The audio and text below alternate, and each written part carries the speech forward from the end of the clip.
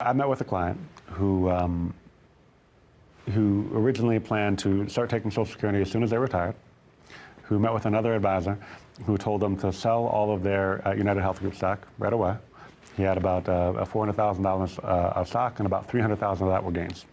Whoa. So bought it a long time, started buying it in the 90s, still working there. Wow. But, right, yeah, cool stuff. But this is why Social Security isn't a one-size-fits-all. So my recommendation was for him to delay that a few years. Why? Great question, Paul. Thank you so much for asking. Whoa.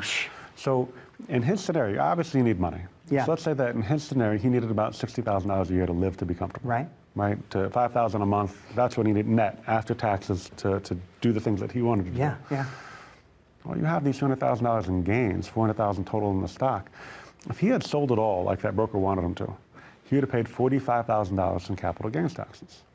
The way that we recommended doing it was not to sell it all at once, not to get out of it, because if that was his only asset, that wouldn't be a terrible recommendation, because diversification is important. Yes. And the only thing worse than paying taxes is losing money. Mm-hmm. Right? That $400,000 turns into $330,000. Who cares? I should have paid the $45,000 in taxes. Exactly. Right?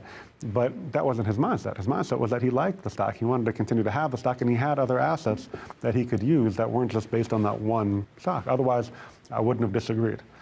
But what we're able to do is we're able to sell a married couple, filing jointly. Wife isn't taking Social Security yet either. They can have, I believe it's around $80,000, give or take, in capital gains that you don't pay taxes on, as long as you're under a certain income level. Well, he was making $150,000 a year. He sold anything at that point. Again, he's paying that 15% tax.